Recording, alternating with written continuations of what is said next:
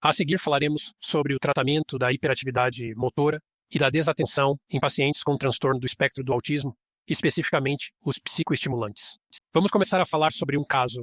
A é um menino de 7 anos com transtorno do espectro do autismo, e a principal preocupação dos pais era a estereotipia frequente e as brincadeiras ritualizadas. Na linha de base, A tem necessidade constante de se movimentar e explorar. Ele se distrai facilmente na escola, apesar das inúmeras adaptações feitas em parte da escola. Na consulta com A, ele tem uma necessidade constante de se movimentar pela sala, de ser redirecionado para permanecer no consultório e de desmontar coisas na sala do examinador. Ele não consegue ficar sentado por um longo período de tempo em nenhuma de suas terapias na escola, como terapia ocupacional ou fonoaudiologia, e a necessidade de fazer intervalos constantes para se movimentar limita muito o progresso que ele pode fazer. Em qualquer período de tempo em que haja menos estrutura, A se envolve em comportamentos bobos, repetitivos e hiperatividade, o que torna o gerenciamento muito difícil. Esse comportamento constante de testar os limites e a curiosidade destrutiva, desmontando as coisas, tornam as viagens em comunidade muito difíceis. Então vamos falar um pouco sobre o tratamento da hiperatividade e da desatenção em pacientes com transtorno do espectro do autismo.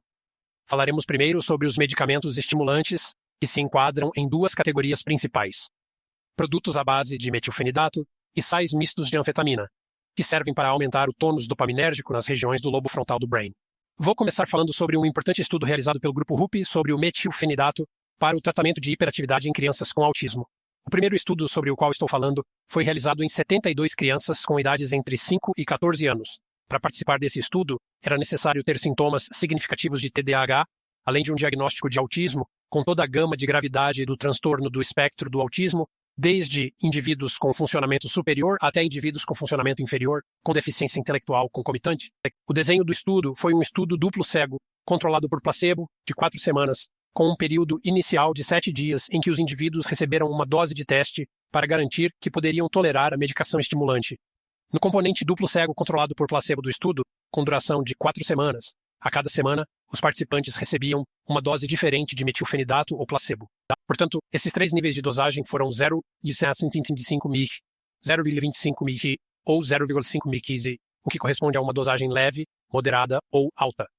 E essa foi a dosagem usando a liberação imediata em um esquema de dosagem 3 vezes ao dia. E o quarto potencial foi o placebo.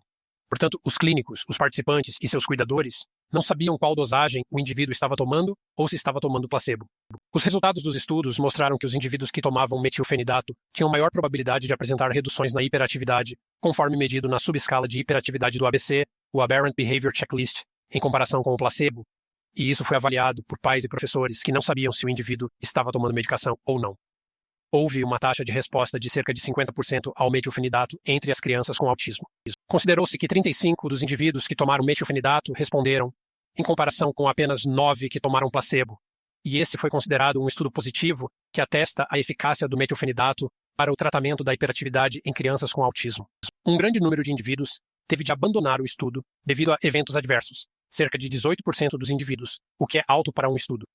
As razões pelas quais os indivíduos desistiram tiveram a ver com o aumento da irritabilidade, insônia ou diminuição do apetite.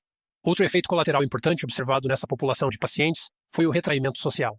O retraimento social é obviamente uma grande preocupação nessa população de pacientes, porque os desafios sociais já são um grande problema. Portanto, qualquer efeito colateral que possa diminuir o interesse social de um indivíduo ou piorar seu retraimento social é um efeito colateral problemático no autismo. Esse foi um efeito colateral dependente da dose.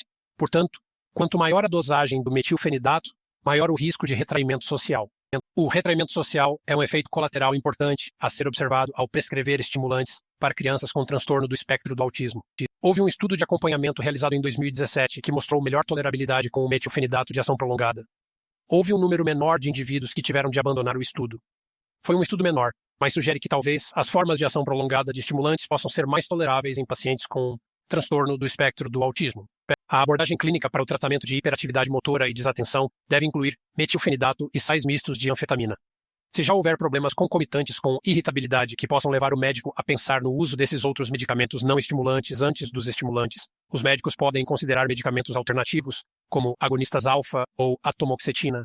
Portanto, alguns pontos importantes para levar para casa. Os psicoestimulantes podem ser eficazes na redução da hiperatividade em toda a faixa de gravidade do transtorno do espectro do autismo, tanto em indivíduos com funcionamento superior quanto em indivíduos com deficiência intelectual concomitante substancial. Pesquisas sugerem uma taxa mais alta de dificuldades de tolerância com medicamentos estimulantes do que a observada em crianças neurotípicas, que têm níveis proporcionais de hiperatividade e desatenção. O retraimento social é um efeito colateral dependente da dose que deve ser observado ao prescrever estimulantes em crianças com transtorno do espectro do autismo.